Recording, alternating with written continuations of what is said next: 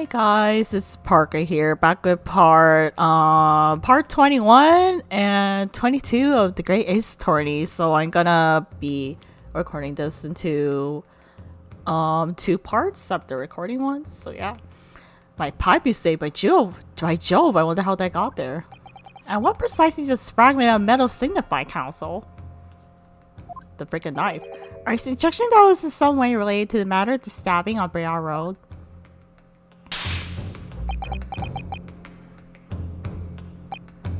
I am. What? When put together with another piece of evidence already in the court record, I believe this tiny fragment of metal will unravel the whole truth of this case, my lord. Oh my god, this freaking robe is all burnt. You appear rather confident in the extraordinary statement, Council. Very well, then present the pertinent evidence to the court. What evidence? I only have one life left. What evidence compared with this fragment of metal allegedly reveals the truth of this entire case? Take that! This is a knife that was found in the victim's back. If you look closely, you'll see there's a small piece at the tip of the blade that's missing. A common issue with the inferior blades sold at unsavory street markets. Criminals who use them regularly leave the tips lodged in their victims' bones. And what did this particular knife? No doubt this tip has suffered a similar fate, now languishing somewhere near the spine of the victim. Objection! No, that's not the case.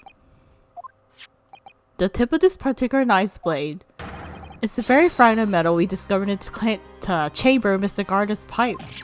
Duh. Arg! Good grief, Lord Van Sinks! I don't believe it. The knife and the crime scene and this fragment of metal are a perfect match.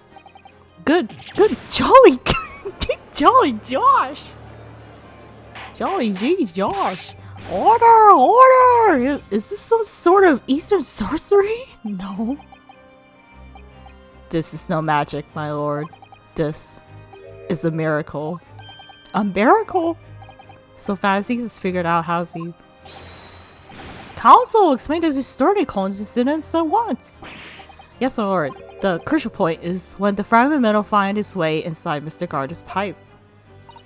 Something that was clarified for us in the most recent witness testimony. Had to see my hand as usual at the time of assault. Knocked it clean out of one of her solid projectiles. She did, yes.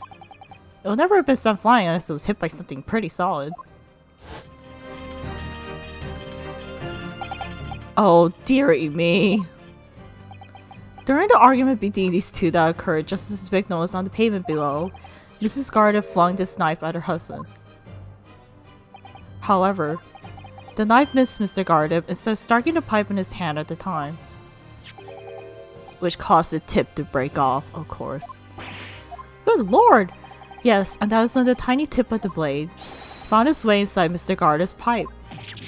The chances of that are 1,000,000 to 1! And yet there is no other credible explanation for how the tip of the blade ended up in your pipe. Then, after losing its tip, the knife ricocheted off the pipe and flew out the open window. In short, this knife, which fell from the window of the Garda's house, is the very same knife that struck the victim in the middle of the back in the street below. My gosh, my oh dear, oh no! Objection!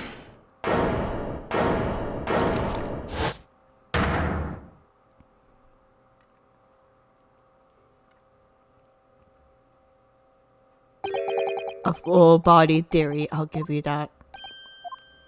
A complex bouquet of seemingly tribal points, possibly arranged to create an almost possible vintage. Allow me to toast my learned friend's characteristically Nipponese approach to bottling his argument. Sorry? But after all, it is just a theory. The bottle, I fear, is corked. Because you see... it's spoiled by insurmountable inconsistency. Insurmountable what? Lord Van Sinks, explain yourself! What is this inconsistency? An inconsistency of the simplest nature, my lord. The victim was found with the knife planted in the middle of her back. Yes, in her, Oh my god. That's right, you silly little man. Stop slapping him. Now, Joanne, old thing, what are you getting so excited about? Let us consider the basic facts of the case once more. The victim was walking along the pavement before being stabbed in the back and falling to the ground. If the knife that struck her had fallen from above, there's no possible way it could have planted itself into the victim's back. She was picking up the book and the knife fell on her back, right? That's like what I've been trying to say all this time. Quite right, you see, that's exactly right. The knife had fallen at her from above. It would have stuck on the top of her head, but she was picking something up. Well, he's lost her words. Look, I knew it. I never liked to see her in the first place. I don't know, though, what really did happen.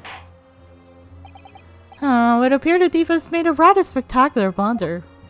If a theory has even one inconsistency it cannot stand, your theory, my learned friend, is history.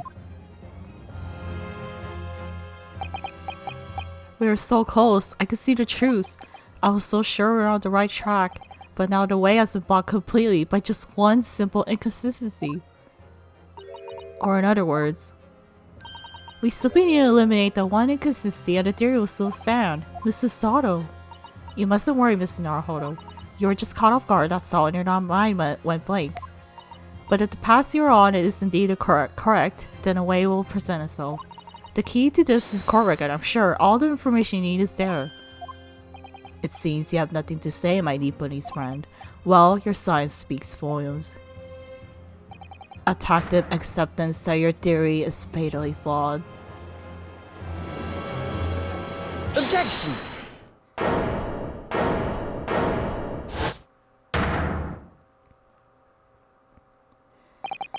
This inconsistency doesn't mean I was on the wrong track. It means that I need to sharpen my mind and dig deeper for the truth. It's a test. Yes. If the knife fell on the victim from above, there's no way that it could have hit her in the middle of her back. Under normal circumstances, that is. What are you implying? Counsel? There is a piece of evidence in the court record that can explain this inconsistency. That can explain how the knife that fell from above could have pierced the victim's back. The book! We already had the answer. Goodness! Utter madness. Surely this must be the last time. Counsel, present the evidence of which you speak. This is the last inconsistency, the final piece in the puzzle. If I can successfully make sense of this, the truth will be laid bare at last. The evidence that explains how the falling knife became lodged in the victim's back is the book. It was in the victim's hand because she was picking it up. She was like, why is there a book here? And then she picked it up and she got stabbed. Take that! Okay, this, for the force book found at the scene. This is the final piece of evidence the defense will present. The burnt book? Is that not Mr. Gardner's book? Yes, and to understand its significance, you have to consider how it came to be at the scene in the first place. This photographic print clearly shows the book in question, and the victim holding it in her hand. But as we all now know, it was the police constable to put the book between her fingers like that, because she was holding it like that. Quite so. That's true, however. As part of his testimony, Constable B made an extremely enlightening statement at that point.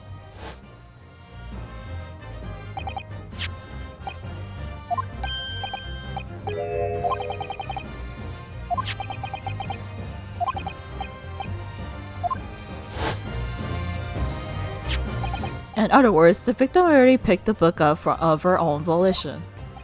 And clearly this must have been before she suffered the knife wound. Well, I should say so. After being attacked with a knife, I don't imagine she'd have been doing much of anything. So the question becomes, why did the victim have that book in her hand? But, by Jingo! I think I'm beginning to see what might happen now. Oh dearie me. We know that the book fell from the top floor of the guarded household onto the pavement below, at precisely the moment that the victim was walking past. Yes, at exactly that moment. The young woman who was walking along the street in the light fog, when all of a sudden, a book fell, right in front of her. The book I threw. Yes, Mrs. Gardiff, and what do you think the woman did? What would you do if you're walking along and suddenly a book landed in front of you on the pavement? You would pick it up. Well, I really can't imagine, but I suppose she might have reached down and picked the book up. Yes, and that's exactly what the woman in fact did. She picked up the book. Oh heavens! And when the woman reached down to pick the fallen book up, what position would her back have been in? An open back. That's right, facing the sky, completely and utterly defenseless. Then, in the very next moment, while the woman was still bent over picking up the book,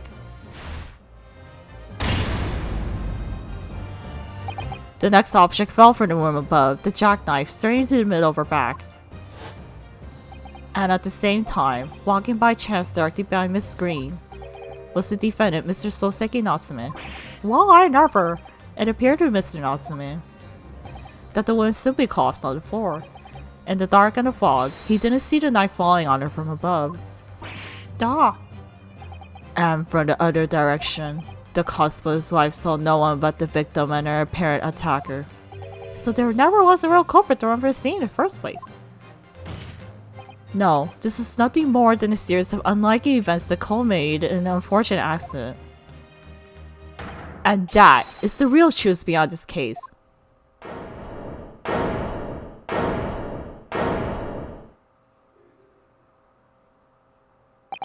Well, Mr. and Mrs. Gardiff. The very first time you showed me that knife, I had my suspicions. I wondered if perhaps it might have been something like that. There, old bean. Poor Mrs. Gardiff. Don't throw knives at people then. Of course, I never meant for anything of the sort to happen, but it was all my fault, wasn't it?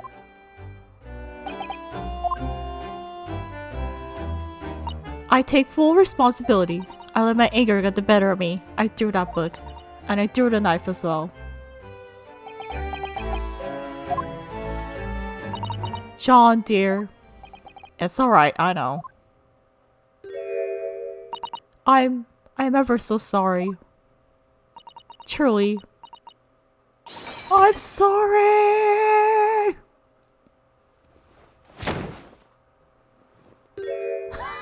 No.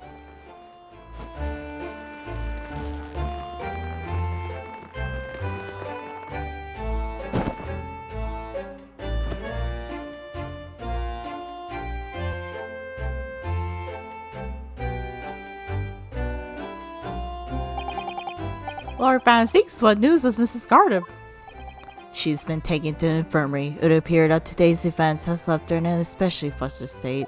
However, I believe she'll recover in due course. There is no cause for concern. Yes, unbeknownst to themselves, they caused what could have easily been a terrible tragedy. They shall have to prepare themselves for the consequences of their actions. There is some good news, however, my lord. I have just had word from the hospital where the victim is being treated. Her condition is improving steadily, and the doctor believes she will regain consciousness soon. It's strange, we've been talking about the victim all this time and never once met her. How wonderful! The woman is out of danger, it seems. Yes, that's good news. So, Mr. Soseki Natsume.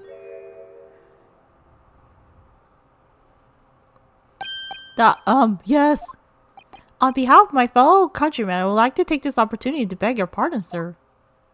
You came from a distant eastern homeland to study our great British culture, and have been repaid in immeasurable unkindness. Please accept our heartfelt apologies.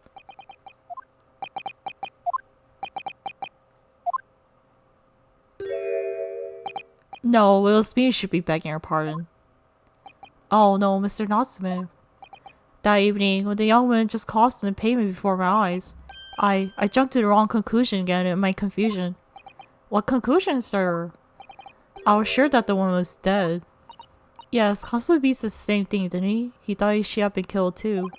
I suppose she must have looked completely lifeless. It's been about a year since I arrived in Great Britain now, but I still can't get used to life here.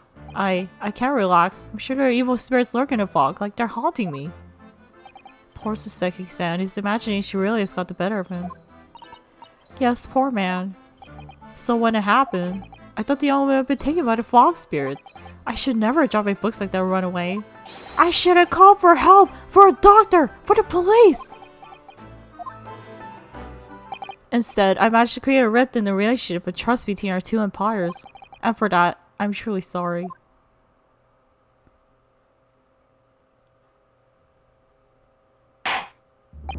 One could say, in this state, I was sort of mischievous spirit I've been work here, I think. One that created a chain of unfortunate mishaps. We are befooled by the spirit and led to false conclusions. But thanks to Lord Van Six and our Leon Lar here from the east, that chain has now been broken in spirit exercise. I heartily commend you both. Oh. Now then, ladies and gentlemen of the jury. Yes, my lord. In concluding this trial, must ask one last time for decisions regarding the defendant's culpability. Are you ready to present your findings to the court? As the form of this jury, I can assure you we've reached a fair and just conclusion. I do declare the truth can be extremely cruel at times. Well, I didn't suspect the woman next to me, that's for sure. Sitting in for the old bean was just out of action, you know, but I know what her decision would be. Does this mean I'm finally get out of here and start work? Well, it's about time. I say I'll have a co-worker of a story to the grandchildren when I get home, won't I? Very well, ladies and gentlemen of the jury, I hereby demand your final decisions. Mr. Foreman, not guilty. Oh. Not guilty. Not guilty. Not guilty. Not guilty. Not guilty.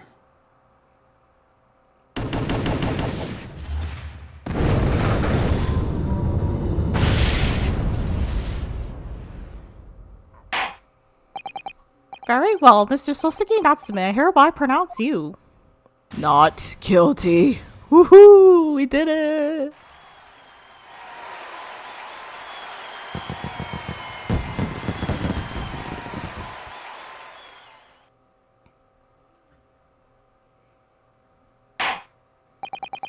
And finally, Mr. Natsume. Oh, yes, Lord Sir. You are now a free man once more. It is my hope that you continue to further your education in British culture. And may you never again be brought before me. Oh yes, sir, of course. All my life, I swear I never step foot in a courtroom again. I'm transported to tears. Thank you, consuls. Court is adjourned.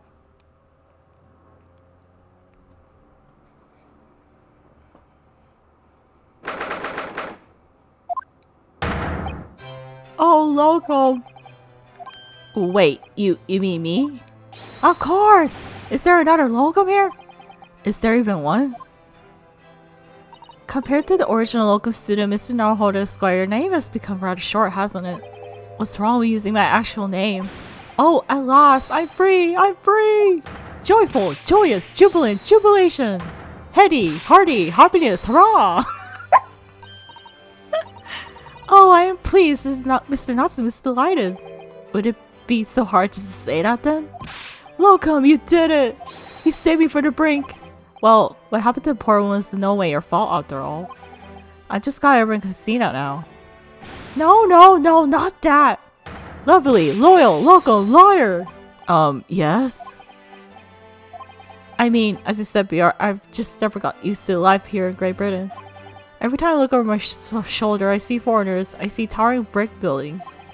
And from high up windows, I see them looking down at me and laughing. Look at the little hunchback. Oh dear, I'm sure it's all in your head, Mr. Natsume. But, today, you locum lawyer gave my gloom the boot. You stood firm behind that baronial bench before all those babbling British. You battled to the bitter end, laying bare the baffling truths. And when I beheld the blinding fireworks among the beams of the blaze proof, wow, there's so much B words here, I below. Behold, the best barrister ever born! Well, that's very flattering and we're very pleased for you. This has given me a wonderful anecdote to recount to my old friends back in Japan. An anecdote? Is that what's become all my hard work? There you are, my dear fellows. I apologize for keeping you waiting. I was late this morning. Oh, Mr. Shones, so a pleasure to see you. I see I'm here not a moment too soon. A disaster was averted, I'm glad to say. Oh.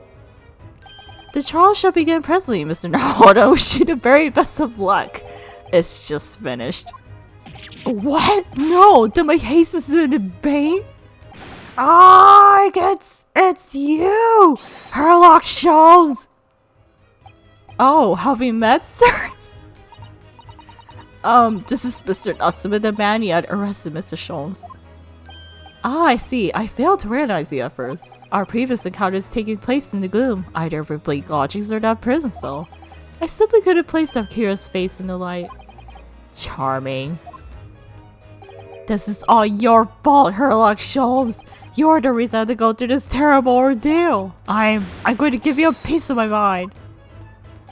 My apologies, sir, but I sure have placed you now. You're the fellow who abandoned the poor young lady and ran off, are you not? Has she been taken to a hospital more urgently?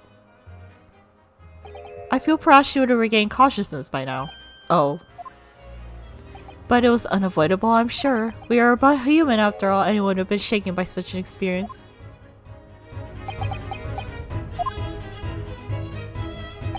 I do feel badly about how I behaved. Well, never mind now then. What was it that you wanted to say to me, sir?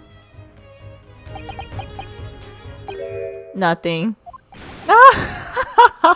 Priceless. Oh, I'm sorry, really, but that was quite priceless. Poor Soseki-san. Still, on the bright side, I've had an extremely entertaining experience without paying a penny. And it would seem you're not even found guilty. But there's no bright side. Whatever do you mean, Mr. Natsume? Even after this, I'm still cursed by the spirits and now by the Raper! Lord Fancies. I haven't forgotten, you know, what facing a man in court means. Even if you're found not guilty, you're still doomed! It will be alright, Mr. Natsume. Huh? If the Reaper appears trying to make trouble, I'll protect you. Hiya!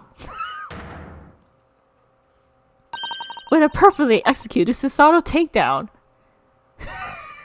Much as I like being turned on my head, a bit of warning might be nice next time, Miss Susato.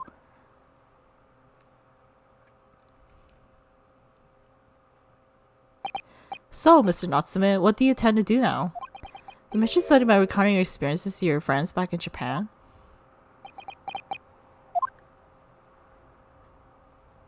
Yes, I intend to return my homeland soon. Oh. It has already been an year since I arrived here in Great Britain. I visited universities, libraries, bookshops. I've been honored with the tutelage of professors. I've learned so much about the wealth of literature here and the city it has shaped. And I come to realize it's my calling to stay at home and tell my fellow countrymen about it. That's very touching, Mr. Natsume. Or perhaps less field turns. You wish to travel halfway around the world to escape the terror of the Reaper's curse. That's not it at all! The more I learn of literature, the more this strange feeling calls on my insides. I feel compelled to return my roots and attempt to pen and work on my own. Oh, I see. A work of literature by Soseki-san could be an interesting read. And what about Mrs. Susato and yourself, Mrs. Naruto? Sorry, what about us? Will you return to Japan alongside your mustache compatriot? Why would we? A week has not passed since you arrived in London. And only now does it feel as though we finally found our feet.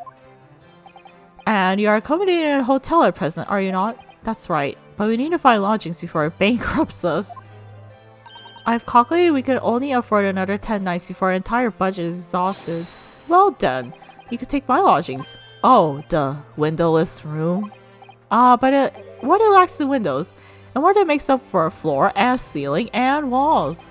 Great. And of course, I'd be happy to leave behind our cursed evil spirit. Oh my, an evil spirit? Oh yes, it tries to suffocate you while you sleep. It's an infallible wake-up call. Maybe it's your cat.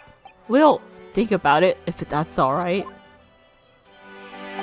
Perhaps I could offer a more welcome alternative. Would you consider taking lodgings with me? Really? Well, a vacancy is convenient present itself, though it is up in the attic, I might add. Are you sure it isn't just a storage loft? I spoke with the landlady this very morning on the matter's price, and Iris is cleaning the room as we speak. You must come at once. I presume you have no luggage to speak of? Oh, it's simply wonderful! What an honor to be invited to take lodgings in the great detective's office's attic! I'm too overcome for words. So suggesting we look elsewhere is out then. Then it's settled. Iris will prepare a welcome dinner this evening. And you must come too, Mr. Natsume. I insist. I don't know what to say, but thank you and yes. Wonderful! Then I'll go and complete the paperwork for your formal release, Mr. Natsume. It shan't take long. Somebody's happy. Welcome. I knew that you wouldn't let me down. I'm truly delighted to have met you here in London. Likewise, Mr. Natsume, it's been a privilege meeting you too. It's a shame that we're going to have to say goodbye so soon. Well, I couldn't realize I belong in Japan. But welcome, we'll meet again one day. Yes, I'm sure. And hopefully by then, I'll be a successful lawyer. Hopefully by then, I'll be a successful author. Well, my dear fellow, our carriage appears to have arrived. Shall we go, Mr. Naruhodo? Yes, Mr. Shones. I've little doubt Mr. Natsume will be released in time for dinner this evening. And so, with Soseki-san's innocence successfully established, we rode with Mr. Shones to what was to become our new home, 221B Baker Street.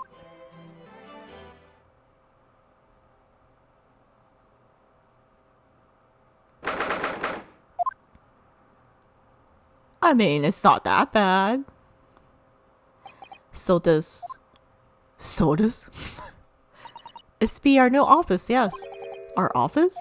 I rather like the sound of that. Me too. It's simply wonderful, isn't it? I hope you can see this, Kazuma. It's only a small step. But I like to think we're getting a little closer to your dream now. So, my dear fellows, do you like the place? I don't know why. It looks kind of silly when I was hat.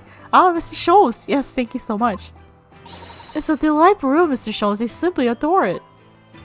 Good, I'm pleased to hear it. Iris and I are delighted to welcome you. I hope everyone's hungry. It's nearly time for dinner. We'll eat as soon as Sister Natsume arrives. I can't do this squeaky voice. You have a lot to celebrate. Iris, we must let me help you. Alright then, Susie. You can be in charge of the salad. Splendid.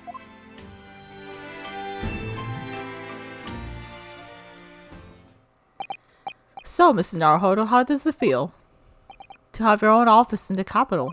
It's very exciting, actually. I can't help wondering what adventures await us. Those are precisely my sentiments when I first established my office at these premises. Until I discovered the dark truths about the city of London, that is. Sorry? London is a glorious place full of wonder, opportunity, prosperity, and mirth. But the brightest of lights casts the darkest of shadows. Shadows? What do you mean? Well, I believe you are well aware of the murkiness that lies behind London's facade already. So once again, Mr. Naruhodo. Welcome to London.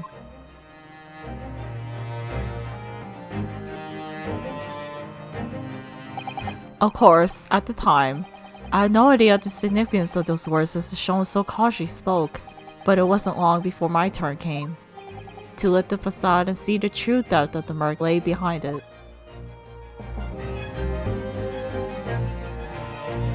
And yeah, we finished the fourth case. Wow, yeah, you actually did a pretty good job.